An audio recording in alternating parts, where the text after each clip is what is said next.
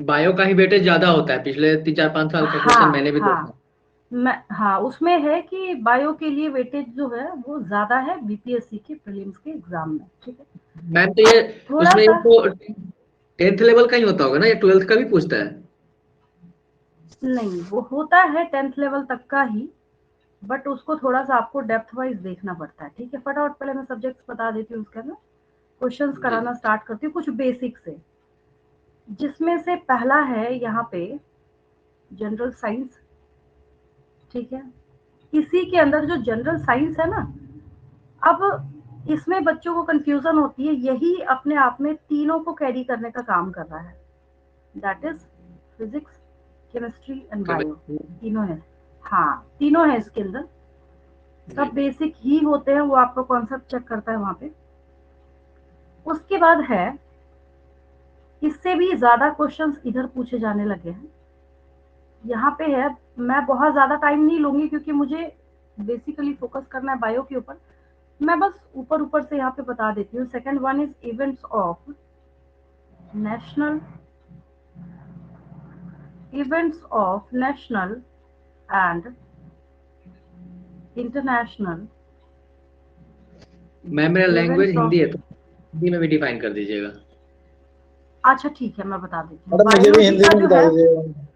अच्छा ठीक है, नेशनल एंड इंटरनेशनल इम्पोर्टेंस, मैं उसमें समझा भी दूंगी उसको करना कैसे है, बायो का अगर दिया जा रहा है तो हिंदी में जी। उसको कैसे करना है सो मैं बता दूंगी, हाँ ठीक है। देन है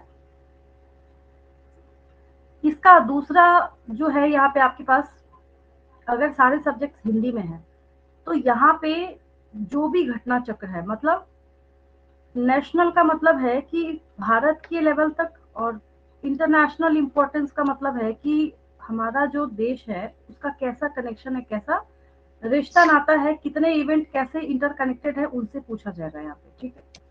तीसरा जो कि सबसे ज्यादा क्वेश्चन इससे पूछा जाता है, दैट इज, मैं बाद में क्वेश्चन बताना स्टार्ट करूंगी, अभी बस मैं बेसिक बता रही हूँ यहाँ पे, that is history of Bihar. जैसे कोई रिवर का, कोई नदी का नाम लिख लिया गया, पूछ लिया गया कहाँ है, ठीक है, इस तरीके से कहाँ सिचुएटेड है, कहाँ कहाँ से क्रॉस करती है, इस तरीके से, तो पीटी ये के history of Bihar and Indian, Indian history. Madam इसमें ये अपना पार्लियामेंट में कितने लीडर्स हैं और कब बिहार का राज्य बना, ये सब सब चीजें आ सकती है? नहीं उसके लिए आगे आएगा, इंडियन पॉलिटी वगैरह है आगे, है ना। अच्छा अच्छा। अभी तो यहाँ पे हम लोग हिस्ट्री वाइज देख रहे हैं। फोर्थ जो है दैट इज ज्योग्राफी, यानी भूगोल आपको यहाँ पे पूरा जानना है। Fourth one is geography, fifth one is जी, जियोग्राफी का वेटेज बहुत ज्योग्राफी। ज्यादा नहीं रहता। हाँ नहीं रहता है, बट रहता है, पूछा जा रहा है तो कहते नहीं, कहावत नहीं, बूंद बूंद से तालाब बनता है, तो एक एक क्वेश्चन हाँ। करके ही, अब इतने सारे पार्ट्स हैं तो यही सारे मिलके 150 क्वेश्चंस बनाने वाले हैं। ऑल पार्ट्स आर इम्पोर्टेंट, है ना। देन हो गया ज्योग्राफी ऑफ बिहार। अब ये मैंने अलग अलग क्यों लिखा है, यहाँ पे है कि आपको पूरे ग्लोब वाइज सीखना है, और यहाँ पे क्या है बिहार का। अब क्वेश्चन ये आ रहा होगा दिमाग में, दोनों में से ज्यादा कौन सा पूछा जाता है, ये ज्यादा पूछा जाता है। ज्योग्राफी ऑफ बिहार जो है वो बीपीएससी में ज्यादा पूछा जाता है। यूपीएससी की बात क्योंकि अभी हम लोग नहीं कर रहे हैं, तो यहाँ पे बीपीएससी में है भी, ऐसे भी बिहार का ही है, तो इसमें बिहार की ज्योग्राफी जो है वो ज्यादा पूछी जाती है आपसे, भूगोल जो है बिहार का, ठीक है। छठे नंबर पे, इसको नोट भी करते जाएंगे साथ के साथ। छठा नंबर है, स्क्रीनशॉट ले सकते हैं ना मैडम? हाँ हाँ ले सकते हैं, इंडियन ठीक है। Polity, that is Indian polity and economy. ये थोड़ा सा जिन बच्चों के पास ये सब्जेक्ट्स नहीं हो उनको ये ज्यादा परेशान करता है, स्पेशली जो साइंस स्ट्रीम के बच्चे होते हैं, इकोनॉमी वगैरह से ज्यादा क्वेश्चंस आते हैं, पूछे जाते हैं, तो ये परेशान करता है। सातवां लिखने जा रही हूँ मैं, ये पेज अब मैं मूव कर रही हूँ आगे। सेवेंथ इज, दीपक मैं यही बोल रही थी आपको कि ऑनलाइन में क्या है कि ये सारी चीजें आपको साफ साफ दिख रही हैं, कुछ वैसी प्रॉब्लम जी। नहीं है कि पीछे बैठे हैं, बोर्ड शाइन कर रहा है, टाइम वेस्ट हो रहा है, बच्चे बात कर रहे हैं, ये सारी प्रॉब्लम नहीं है इसमें, है ना।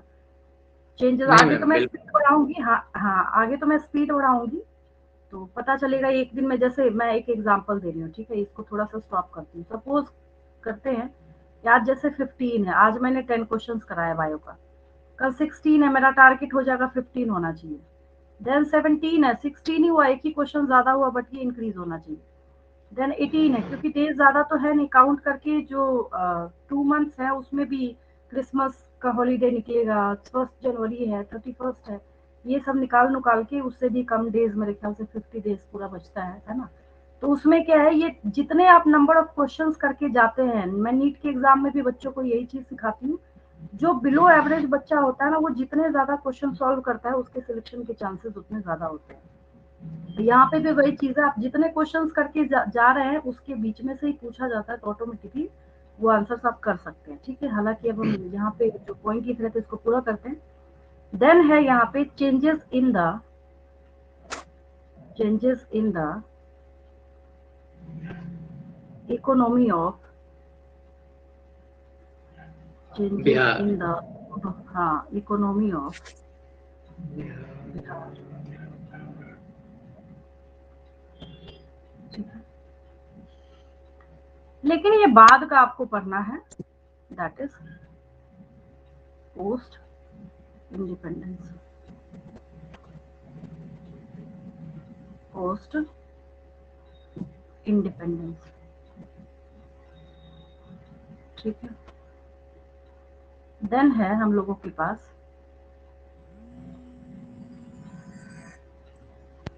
उधर से म्यूट कर लेंगे, मेरे ख्याल से कुछ एक्सटर्नल नॉइज ज्यादा आ रहा है, कहीं पे कोई डाउट होगा, क्वेरी होगी तो फिर कर लेंगे म्यूट।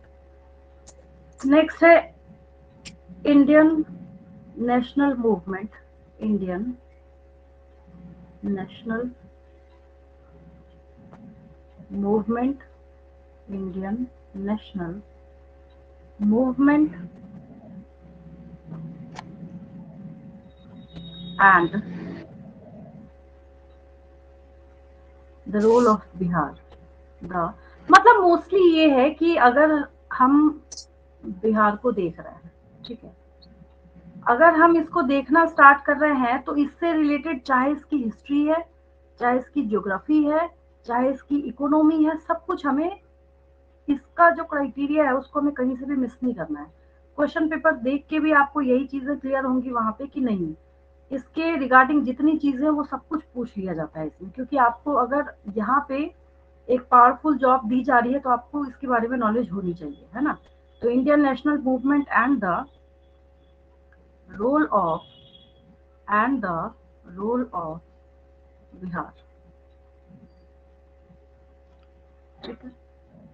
और नेक्स्ट है, ये काफी आसान सा पोर्शन है, यहाँ पे आपकी मेंटल एबिलिटी चेक की जाती है, दैट इज जनरल। कुछ ऐसे क्वेश्चंस दे दिए जाते हैं, आप क्या करेंगे, ऐसा हुआ तो सिचुएशन, एक सिचुएशन होता है क्वेश्चन में और उसमें आंसर्स होते हैं, चेक किया जाता है कि उस सिचुएशन में आप क्या आंसर करते हैं। तो इसको बोला जाता है कि यहाँ पे ये सबसे ज्यादा टीचिंग के एग्जाम में इससे सबसे ज्यादा क्वेश्चंस पूछे जाते हैं, ये जो है ना जनरल मेंटल एबिलिटी।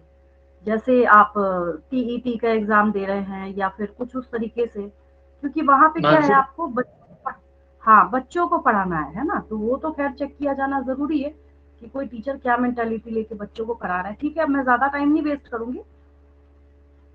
अब सबसे बड़ी चीज जो आपको एक नोट पॉइंट लेके चलना है कि जो साइंस का, जैसे बच्चे दिमाग में ये डाउट लेके चलते हैं कि अगर हमारे पास साइंस का पेपर है, अगर हमें साइंस करना है, क्योंकि मैं यहाँ पे बायो करा रही हूँ, तो साइंस में भी एक चीज है जो आपको दिमाग में बिठानी है, और वो सबसे इंपॉर्टेंट फैक्ट ये है कि जो इनके क्वेश्चंस हैं, जो इनके क्या हैं, क्वेश्चंस हैं, किसी भी साइंस का जो क्वेश्चन है वो आपसे स्पेशलाइजेशन की डिमांड नहीं करता है। The questions on science, the questions on science, अब मैं इसके बाद क्वेश्चन स्टार्ट कर दूंगी, लास्ट है बस, ज्यादा टाइम में नहीं वेस्ट करूंगी। The questions on science and, अगर टेक्नोलॉजी रिलेटेड भी कुछ पूछ रहा है, science and tech will be such that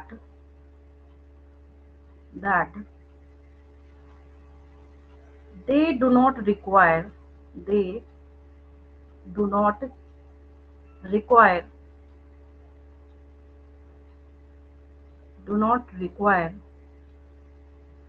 any specific subject specialization. any specific, अगर मैं इसको हिंदी में बोलूं तो इसका साफ सीधा सा ये मतलब है कि आपको इसमें मास्टरी नहीं करनी, लेकिन आपको बेसिक नॉलेज होना चाहिए। एनी स्पेसिफिक मतलब ये जो 30 नंबर के जो पीटी में जो प्रश्न आते हैं मैम, उसमें मतलब बहुत ज्यादा नॉलेज की जरूरत नहीं है, लेकिन एक मतलब बेसिक एक नॉलेज होना चाहिए जो। हाँ बिल्कुल बेसिक, बिल्कुल हाँ। Subject specialization. अब मैं क्वेश्चन स्टार्ट करती हूँ। अगर मैं बोलूं, ये बहुत फनी सा लगेगा सुन के आपको कि आज से 2 इयर्स पहले, मुझे कुछ एग्जैक्टली याद नहीं, बट हाँ मैं ये 2000% कंफर्म हूँ कि क्वेश्चन था कि यहाँ पे विच ऑफ द फॉलोइंग, क्वेश्चन में बायो का क्वेश्चन अब मैं लिखना स्टार्ट करूँ। मैंने पहले ही बोला मैं टाइम वेस्ट करने पे बिलीव नहीं करती। यूट्यूब पे बहुत सारे वीडियोस अवेलेबल हैं जो मैंने देखा है प्रिपरेशन कराने वाला, वो आधे घंटे तक लेक्चर ही दे रहे हैं, क्वेश्चन जीरो है, क्वेश्चन गायब है वहां पे, तो उससे प्रिपरेशन नहीं होगी, टाइम ही वेस्ट होता है मेरे ख्याल से। अब यहाँ पे है जो कि बच्चों के लेवल का क्वेश्चन है, विच ऑफ द फॉलोइंग, मैं ही सिखाऊंगी और हिंदी में भी सिखाऊंगी, उसके लिए घबराने की जरूरत नहीं है। Which of the following is the right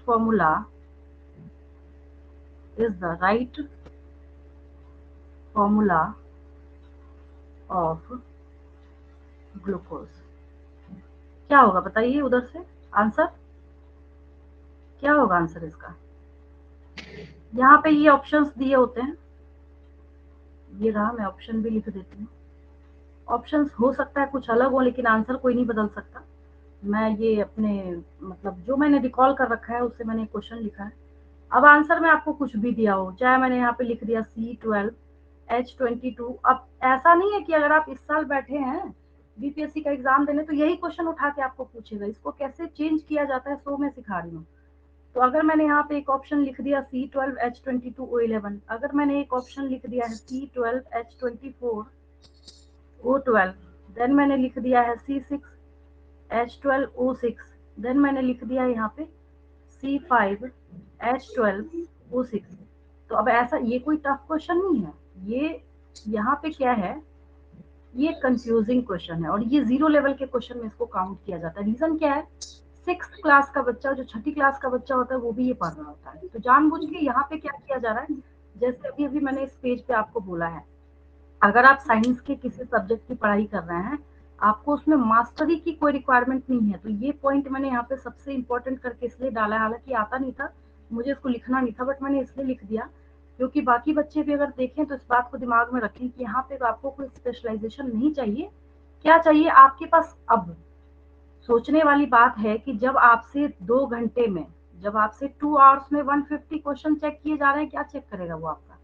यही तो चेक करेगा ना कि आप 2 आवर्स में स्पीड के साथ एक्यूरेसी मेंटेन करते हैं कि नहीं। किसी भी एग्जाम का ये फंडा है। नीट में भी मैं बच्चों को यही सिखा के भेजती हूँ, स्पीड प्लस एक्यूरेसी। आपको स्पीड भी चाहिए और आपको एक्यूरेसी भी चाहिए। स्पीड का क्या मतलब है कि आपने 2 आवर्स में 150 में, सपोज कीजिए आपने यहाँ पे 130 क्वेश्चन सही करे हैं। एक स्टूडेंट ऐसा है 2 आवर्स में कह रहा है कि मैंने क्या किया, मेरी स्पीड बहुत अच्छी है, 2 आवर्स में मैंने 150 के 150 क्वेश्चन टिक कर दिए हैं, बट 150 में से उसके मात्र 10 क्वेश्चन सही है, तो एक्यूरेसी तो नील है ना, उसका नंबर तो वैसे भी नहीं आएंगे। तो आपकी स्पीड भी होनी चाहिए उसमें और आपकी एक्यूरेसी भी होनी चाहिए उसमें। स्पीड है प्लस एक्यूरेसी है, तभी आप किसी भी बीपीएससी क्या वर्ल्ड वाइड अगर कोई एग्जाम है वहां पे यही 2 फंडे काम करते हैं। एक आप में स्पीड होनी चाहिए, आप में मतलब कितना फास्ट आप उसको बना सकते हैं। ठीक है, अब थोड़ा सा हम इस क्वेश्चन के ऊपर आते हैं। अब ग्लूकोज है, रही बात हिंदी मीडियम की, ठीक है, एक चीज देखिए, जब आप बैठे होंगे ना अभी बीपीएससी के एग्जाम में, तो ये जो यहाँ पे ग्लूकोज लिखा है उसको ऐसे लिखा होगा। अब जो है, जैसे पहले क्या था, मैं एक थोड़ा सा एग्जांपल दे देती हूँ, आजकल बच्चे थोड़ा ज्यादा घबराते हैं। इसको हिंदी में लिख दिया। पहले क्या था, अगर अडेप्टेशन है आपके पास, क्या है, अडेप्टेशन है, ठीक है, एक एग्जांपल दे रही हूँ मैं, ठीक है। तो पहले था कि इसकी हिंदी आपको लिखी जाती थी एग्जाम में, जैसे यहाँ पे आपको लिख के दिया जाता था अनुकूलन, लेकिन अब नहीं लिखा जाता ऐसा। अब क्या होता है, अब आपको यहाँ पे अडेप्टेशन कर देता है, तो आप फंस गए ना यहाँ पे। आप सोच रहे हैं कि हमारे से हिंदी मीडियम का क्वेश्चन पूछा जा रहा है, क्या ये हिंदी मीडियम है? नहीं। अब जो है कि जैसे ये ग्लूकोज लिखा है, तो यहाँ पे ग्लूकोज का सही गुण सूत्र क्या है, इतना ही किया जा सकता है इस तरीके से करके। सही फॉर्मूला क्या है, राइट फॉर्मूला क्या है इसका, इस तरीके से पूछा जा सकता है। तो अब इसमें तो कोई चेंज होगा नहीं। जैसे केमिस्ट्री में जो बच्चा कार्बन के लिए सी लिखता है, तो वो हिंदी मीडियम का बच्चा भी सी लिखेगा, इंग्लिश मीडियम का बच्चा भी वही लिखेगा, ठीक है, इसमें कुछ चेंज है ही नहीं। पोटेशियम के लिए के लिखना है, तो वो हिंदी मीडियम का भी स्टूडेंट लिखेगा, इंग्लिश मीडियम का भी लिखेगा। सबसे पहली चीज तो इसको दिमाग से निकाल के फेंक देना है कि हिंदी और इंग्लिश मीडियम की तैयारी अलग अलग होती है। हाँ, ये हो सकता है कि ये जो क्वेश्चन है वो आपको हिंदी में जो दूसरे पेज पे एक साइड हिंदी में लिखा होता है, एक साइड इंग्लिश में लिखा होता है, ठीक है। तो अगर आपको जो दोनों साइड में हिंदी इंग्लिश ऐसे करके जो दिया हुआ है, उसमें आपको करना क्या है कि देखना है। कई बार होता है कि जैसे कोई क्वेश्चन पेपर आप देख रहे हैं, हिंदी में आपको वो थोड़ा परेशान कर रहा है, हम लोगों ने इंग्लिश में उसको लिखा हुआ देखा, मैं समझ आ रहा था, दिमाग में क्लिक करता है, अच्छा ये वर्ड तो हमने देखा है। रीजन ये है कि हमारे बोल चाल में बहुत ज्यादा आज के डे में इंग्लिश जो है वो आ गया। अब अगर मैं आपसे बोलूँ आप मुझे टॉर्च की हिंदी बताओ, नहीं आएगा आपको। रीजन क्या है, हम उसको ज्यादा यूज करते हैं। आप ढूंढने लगेंगे, आप सोचेंगे पता नहीं क्या होता है। अभी आप सोच रहे होंगे कि हमने तो कभी सोचा ही नहीं था कि इसकी हिंदी भी होती है, मैंने तो ढूंढा, मुझे मिला नहीं आज तक। तो अब हम इसके फॉर्मूला पे आते हैं, ठीक है। किस चीज का क्वेश्चन हिंदी में में? टॉर्च, जो टॉर्च हम जलाते हैं ना, उसको ऐसे लिखते हैं हम। हाँ, तो हाँ, टॉर्च का शायद मैम होता है ज्योति बिंदु लिंग। नहीं तो वो बनाया हुआ है ना, नहीं समझे वो बनाया हुआ है, उस तरीके से तो बहुत सारे बनाते हैं बच्चे। मतलब मैं अच्छा। एक्यूरेट जो होता है ना हिंदी वर्ड, उसके बारे में मैं बात कर रही हूँ। वो तो बनाया हुआ है। जैसे कुछ स्टूडेंट्स कुछ भी बोलते हैं, कई लोग कुछ कुछ तरीके से बनाते हैं उसको। प्रकाश ये यंत्र, तो वो यंत्र, इस तरीके से करके बनाते हैं उसको, ठीक है। अच्छा, इस क्वेश्चन पे आते हैं। तो यहाँ पे क्या है, अब मैं थोड़ा सा इसके पीछे की साइंस समझाऊंगी आपको। आपको अगर मैंने ये एक बीड बनाया, बीड मतलब मैंने ये एक मोती बनाया, ठीक है। और अगर मैंने आपको बोला कि एक धागे में आपको मोती पिरोने हैं, मतलब एक धागा मैंने बनाया, उसमें मैंने ये एक मोती डाला और उसमें मैंने ये दूसरा मोती डाला, ठीक है। तो इसका मतलब है कि ये एक जो यूनिट है, ये इसकी इकाई है। इकाई मतलब क्या है, ये इसकी यूनिट है। ये क्या है, इसकी यूनिट। यूनिट है, यही मतलब हुआ ना, है ना। तो ये ग्लूकोज जो है, ये अपने आप में काफी इंपॉर्टेंट हो जाता है। रीजन क्या है, अब आगे पीछे दाएं बाएं बीपीएससी के क्वेश्चन पेपर्स को जब आप टर्न करना स्टार्ट करेंगे, तो ग्लूकोज अपने आप में इतना ज्यादा इंपॉर्टेंट है कि यही ग्लूकोज जो है वो सेलुलोज बनाने का भी काम करता है। सेलुलोज सुना है आपने, है ना। सेलुलोज जो है, अब ये बिल्कुल जीरो लेवल का है, तो यहीं से क्वेश्चंस मैंने पहले ही बोल दिया, कोई स्पेशलाइजेशन की रिक्वायरमेंट नहीं है आपको। अगर मैंने यहाँ पे एक प्लांट का सेल बना दिया, कोशिका जिसको बोलते हैं, ठीक है, प्लांट सेल मैंने बना दिया, तो इसका जो यहाँ पे आउटर वॉल है, ये जो क्या है, ये मैं ग्रीन कलर का जो यहाँ पे बना रही हूँ, अगर ये आउटर वॉल है, ठीक है, तो ये सेलुलोज का, तो अब कुछ ईयर में ये भी पूछा गया कि सेलुलोज की इकाई क्या है। तो एक क्वेश्चन में मैंने दूसरा क्वेश्चन निकाला, आपको टिक करना है ग्लूकोज के ऊपर। किस पे मार्क करना है, ग्लूकोज के ऊपर, ठीक है। सेकंड क्वेश्चन भी मैं बना दूंगी इसके ऊपर। सेकंड मैं यहाँ पे लिख रही हूँ सेलुलोज, तो हो गया। तो ये तो इतना इंपॉर्टेंट हो गया कि पूरे दुनिया में सबसे ज्यादा क्या है, एनिमल से ज्यादा फ्लोरा है। पता ही आपको, फ्लोरा मतलब जो यहाँ पे प्लांट्स हैं उनका नंबर ज्यादा है। प्लांट्स में भी ये अपने आप को इतनी कड़ी धूप में भी इतने अच्छे तरीके से इसलिए सरवाइव करा पाते हैं क्योंकि इसके पास बाहर एक काफी टफ और बहुत ही रिजिड क्या है इसके पास, जिसको आवरण बोलते हैं ना आप लोग हिंदी में, है ना, बहुत टफ आवरण। कवरिंग है इसके पास। हाँ, तो वो किसका बना हुआ है, सेलुलोज का बना हुआ है, ठीक है। सेलुलोज की इकाई क्या है, ग्लूकोज है। आगे चलते हैं। सेलुलोज के बाद अगला एक आता है यहाँ पे ग्लाइकोजन। 10वीं तक का ही बता रही हूँ या उससे भी छोटी क्लासेस का ये सब। मैंने इसको बोल्ड में इसलिए लिखा, कई बच्चे ग्लाइकोजन और ग्लूकागोन में कंफ्यूज करते हैं। ग्लाइकोजन, अगर आप हिंदी मीडियम के एग्जाम में बैठेंगे तो आपको ऐसे लिखा जाएगा, ग्लाइकोजन। इसकी हिंदी नहीं करी जाएगी, आप देख लीजिएगा, पेपर निकाल के देखिए, इतना होगा आपके लिए बस, ग्लाइकोजन लिखा रहेगा, ठीक है। ग्लाइकोजन की भी यूनिट क्या है, ग्लूकोज है, यानी ये ग्लाइकोजन भी किसका बना हुआ है, ग्लूकोज का बना हुआ है। किसका बना हुआ है, ये ग्लूकोज का बना हुआ है, ठीक है। तो जिस वजह से ये क्वेश्चन इतना इंपॉर्टेंट हो गया कि यहाँ पे आपसे पूछा जा रहा है कि ग्लूकोज का राइट फॉर्मूला है क्या, ग्लूकोज किससे मिलके बना हुआ है, मतलब ग्लूकोज जो है उसका राइट फॉर्मूला यहाँ पे क्या देखने को मिलता है। तो ग्लूकोज को जब आप देखते हैं, हाँ C6H12O6 है, इसका स्ट्रक्चर भी मैं आपको शो करती हूँ, ठीक है। तो ग्लूकोज जो है यहाँ पे ये कैरी करता है, स्ट्रक्चर देख लीजिए इसका, साफ साफ आपको दिख जाएगा। और ये इंपॉर्टेंट इसलिए ज्यादा हो जाता है क्योंकि कई इंपॉर्टेंट चीजें जो हैं उनका ये मोनोमर है। क्या है ये, मोनोमर है, ठीक है। और हम लोगों की बॉडी में जो मेटाबॉलिज्म होता है, ये स्ट्रक्चर है इसका, ग्लूकोज का क्या है, ये स्ट्रक्चर है। जहां जहां पे आपको कुछ नहीं दिख रहा, ऑर्गेनिक केमिस्ट्री में क्या पढ़ा है आपने, जहां कुछ ना दिखे कार्बन, इस कोने पे कार्बन, इस कोने पे कार्बन, इस कॉर्नर पे कार्बन, इस कॉर्नर पे कार्बन, जहां कुछ ना दिखे वहां कार्बन, ठीक है।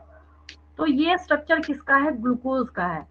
तो हमारी बॉडी को भी जो एनर्जी देने का काम करता है वो क्या है, ग्लूकोज है, ठीक है।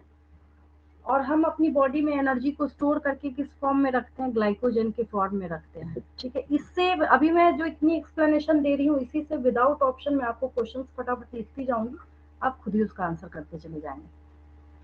तो सेलुलोज का मोनोमर क्या है, यहाँ पे सेलुलोज की इकाई क्या है, ग्लूकोज हो गया।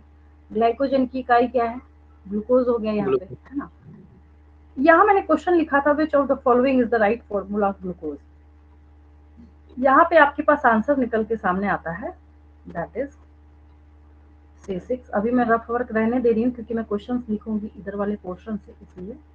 तो यहाँ पे इसका आंसर हो गया सी ऑप्शन है, C6H12O6, ठीक है। अब मैं इधर वाले जो पोर्शन है इससे मैं फटाफट कुछ क्वेश्चंस लिख रही हूँ विदाउट ऑप्शन, आपको देखने को मिल जाएगा ढूंढेंगे तो। नेक्स्ट मैं लिख रही हूँ, मार्क द, मोनोमर का मतलब इकाई होता है ना, mark the monomer of, mark the monomer of glycogen. अब क्या हो जाएगा आंसर, ग्लूकोज, नहीं हाँ, ग्लूकोज, ग्लाइकोजन का भी क्या हो जाएगा, ग्लूकोज ही हो जाएगा। ऐसे आपको आंसर दिया रहेगा, जैसे ऑप्शन ए में दिया है, यहाँ पे ग्लूकोज है, फ्रक्टोज है, सुक्रोज है और लैक्टोज है। क्या है यहाँ पे, लैक्टोज है। तो आंसर क्या हो जाएगा यहाँ पे, ग्लूकोज।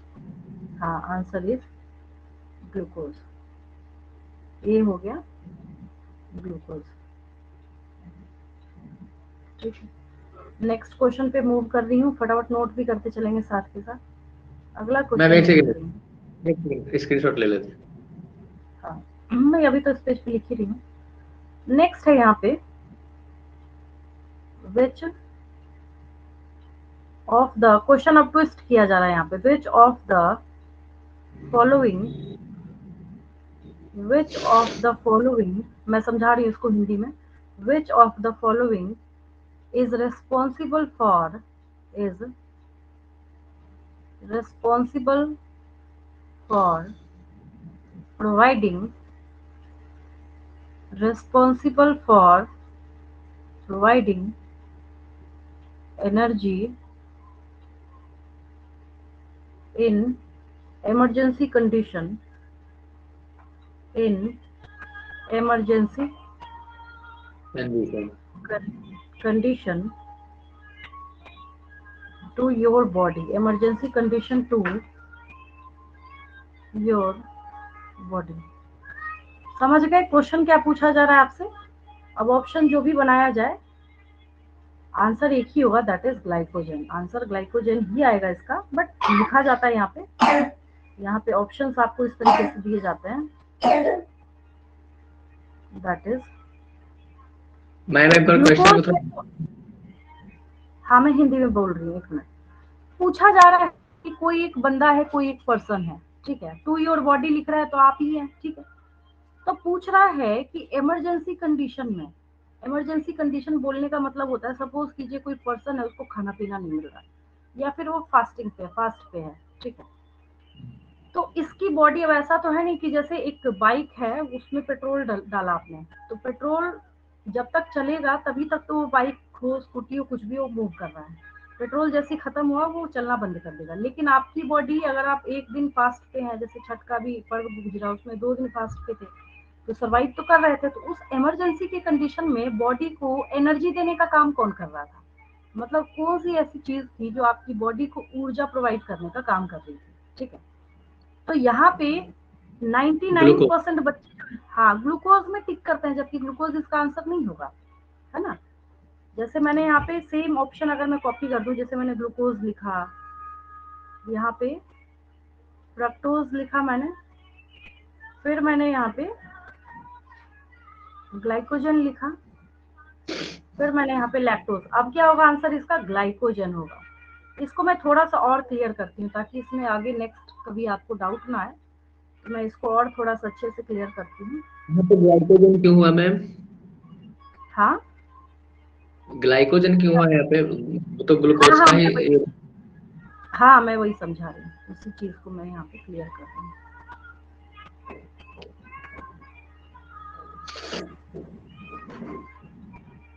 आंसर लिख देती हूँ पहले मैं नीचे, उसके बाद मैं आपको समझाती हूँ कि इसका आंसर ये क्यों है, ग्लूकोज क्यों नहीं हुआ, है ना।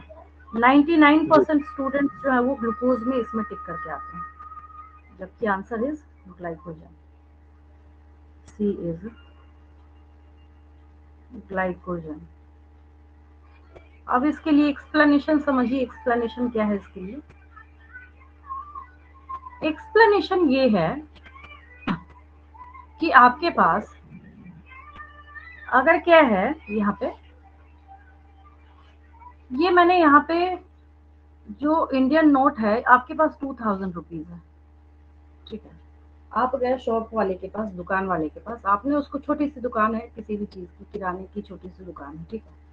आपने उससे 1 रुपए का सामान खरीदा, 1 रुपीज, 1 रुपी ओनली, ठीक है। क्या वो इस 2000 रुपए का छुट्टा करेगा? क्या नहीं करेगा, बिल्कुल नहीं नहीं करेगा। मैम। अगर वो नहीं जानता तब तो बिल्कुल भी नहीं करेगा, जान पहचान वाला हो तब तो ना भी कुछ खरीदिए तब भी कर देगा। मतलब वो शॉप वाला बिल्कुल भी नहीं करेगा, बोलेगा मैं नहीं कर रहा, मेरे पास अगर होगा भी तब भी नहीं देगा। बेचारे के पास होंगे ही कुल जमा पूंजी, अगर 2000 का ही उसने बेचा होगा तो पूरे छुट्टे दे देगा, तो बाकी को क्या देगा वो नहीं करेगा वहां पे खुले, ठीक है। फिर आपको और भूख लगी, आगे जाके आपने देखा भाई 5 रुपए का कोई सामान मिल रहा है, फिर आपने उसको 2000 का नोट चिपकाया, फिर नहीं करेगा खुले, आपको हो जाएगी फिर परेशानी। फिर आप बोलेंगे अच्छा मैंने तो गलती कर दी, मुझे क्या करना चाहिए था, इसका चेंज लेके चलना चाहिए था, है ना। अब क्या होता है, इस 2000 रुपीज की जगह पे आपको, इस 2000 रुपीज की जगह पे ग्लाइकोजन को रखना है। किसको रखना है? ग्लाइकोजन को रखना है, ये ग्लाइकोजन। करेक्ट। यस, ये एक्चुअल में इस क्वेश्चन को मैं उल्टा भी कर सकती थी। इसके लिए सीधा क्वेश्चन पूछा जाता है, which of the following is referred as reserved food of animals. मतलब जो रिजर्व्ड फूड है वो कौन है, तो रिजर्व्ड फूड क्या है, ग्लाइकोजन है, ठीक है। लेकिन आपकी बॉडी को इंस्टेंट एनर्जी चाहिए, आप हाथ मूव कर रहे हैं, लिख रहे हैं, पेन चला रहे हैं, कुछ भी कर रहे हैं, कोई भी काम कर रहे हैं, इवन कि स्लीपिंग टाइम में भी, सोने के टाइम में भी आपकी बॉडी के रेस्पिरेशन के प्रोसेस को एनर्जी चाहिए। तो उस एनर्जी को प्रोवाइड करने के लिए ग्लाइकोजन जो है वो टूट टूट के ग्लूकोज देता रहता है। वो क्या करता है, अब ये ग्लूकोज जो हो गया इस 1 रुपी की तरह हो गया, तो आपको इस्तेमाल तो इसी को करना है ना, 1 रुपी को करना है। आप तो अभी 2000 का नोट लेके भी भूखे मर रहे थे, आपको कोई कर ही नहीं रहा था छुट्टे, है ना। राधे आवाज कम करो बेटा, आवाज कम करो। तो यहाँ पे ये जो ग्लूकोज है ये क्या हो गया, ये 1 रुपी हो गया, जिसको आप डायरेक्ट यहाँ पे यूज कर रहे हैं। तो क्वेश्चन पूछ रहा है which of the following is responsible for providing energy in emergency condition to your body. Glucose तो ठीक है, ग्लूकोज तो आप दिन रात सुबह शाम यूज कर ही रहे हैं, क्या दिक्कत है उसमें। लेकिन ये क्वेश्चन ये तो पूछ ही नहीं रहा कि आपकी बॉडी को एनर्जी कौन दे रहा है, ये तो ये पूछ रहा है कि इमरजेंसी कंडीशन में आपकी बॉडी को एनर्जी कौन दे रहा है। अब ये क्वेश्चन आया समझ में, अब हुआ क्लियर ये।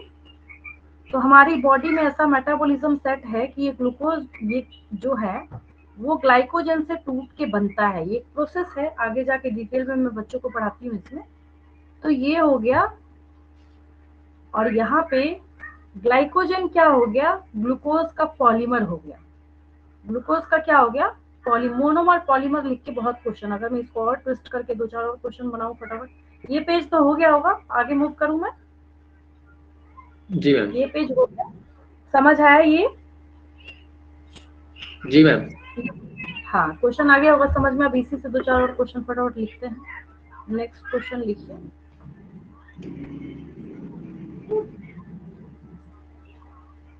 अगला क्वेश्चन है,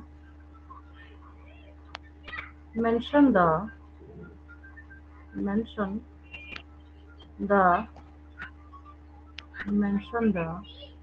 अब जो इकाई से मिलके जो आप वहां पे क्या कर रहे हैं, उसको जोड़ के आप जो एग्रीगेट करके जो वहां पे बड़ा कंपाउंड जो बना रहे हैं उसको हम लोग पॉलीमर बोलते हैं। तो mention the polymer of glucose. हालांकि इसमें बहुत सावधानी से ऑप्शन देना पड़ता है। अब देखिए कैसे, बहुत अच्छा क्वेश्चन है, इसमें मैं गुमराह करने वाला ऑप्शन देके आपको बताती हूँ। क्वेश्चन इसलिए ये अच्छा हो जाता है क्योंकि मैंने यहाँ पे ऑप्शन लिखा, पहला ए, मैंने क्या पूछा, mention the polymer of glucose, मैंने क्या लिखा यहाँ पे, सेलुलोज लिखा। फिर मैंने क्या लिखा यहाँ पे, ग्लाइकोजन लिखा। फिर मैंने यहाँ पे क्या लिखा, फ्रक्टोज लिखा। मैंने यहाँ पे फ्रक्टोज दे दिया, ठीक है। फ्रक्टोज के बाद देन मैंने यहाँ पे लिखा बोथ ए एंड बी। अब क्या हो जाएगा आंसर, अब आंसर क्या हो जाएगा, आंसर बताइए इसका। क्या मैम, मेंशन द मैं प्राइमर। पूछ रही हूँ इसमें से, हम इसमें से ऐसे ऐसे लिखा रहेगा हिंदी में आपको, polymer, mention the polymer of glucose. Glucose का पॉलीमर कौन सा है, मतलब ग्लूकोज को इकट्ठा कर करके आपने बड़ी यूनिट जो है वो कौन सी बनाई थी, सेलुलोज बनाया था, ग्लाइकोजन बनाया था, फ्रक्टोज बनाया था, ए एंड बी दोनों बनाया था, मतलब सेलुलोज भी ग्लाइकोजन। बनाया था। ध्यान से देखिए क्वेश्चन, क्वेश्चन ध्यान से देखिए। अभी मैं ए और पेज 1 बी पे है जा, मैडम, ए और बी। हाँ अभी जो मैंने, हाँ ठीक है वेरी गुड। अभी जो मैंने यहाँ पे पेज 1 पे एक्सप्लेनेशन दिया था ये रहा, तभी मैंने रफ वर्क हटाया नहीं था। यहाँ पे मैंने समझाया था ना कि जी जी, ग्लूकोज जो है वो सेलुलोज और भी बनाता है और ग्लाइकोजन। हाँ जी हाँ जी ग्लाइकोजन भी बनाता है ना। जी। तो यहाँ पे ये कंफ्यूज करने का काम करता है, ये क्या कर रहा है यहाँ पे, कंफ्यूज करने का सिर्फ वर्क कर रहा है, ठीक है। तो यहाँ पे आंसर ऐसे ही छोटे छोटे क्वेश्चन से बेसिक है, बट आपको कंफ्यूज किया जा रहा है वहाँ पे।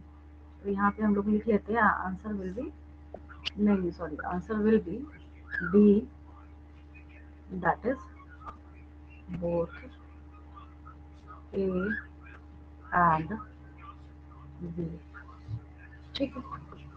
तो ये दोनों क्या है इसके, सेलुलोज भी ग्लूकोज से मिलके बना हुआ है, ग्लाइकोजन भी क्या है यहाँ पे ग्लूकोज से मिलके बना हुआ है, ठीक है। आज तो बस मैं ऐसे ही एक ओरिएंटेशन क्लास की तरह ही दे रही थी आपको, कल से हम लोग इसको डिटेल में कंटिन्यू करते हैं, ठीक है। नंबर ऑफ क्वेश्चंस भी मैं थोड़ा फास्ट ही बढ़ाऊंगी, और एग्जाम के प्रिपरेशन के लिए तो खैर ये बेस्ट मोड है। बाकी एक बार कल आके 4:15 में अगर चाहिए तो ऑफलाइन क्लास भी आके देख लेंगे, बट मेरे ख्याल से तो ये ज्यादा बेटर है, नंबर ऑफ क्वेश्चन ज्यादा प्रैक्टिस करने के लिए और आने जाने का टाइम सेव करने के लिए। तो ज्यादातर स्टूडेंट्स जो है वो यही मेथड ऑप्ट करते हैं। तो बाकी हम लोग जो है इसके आगे कल देखते हैं।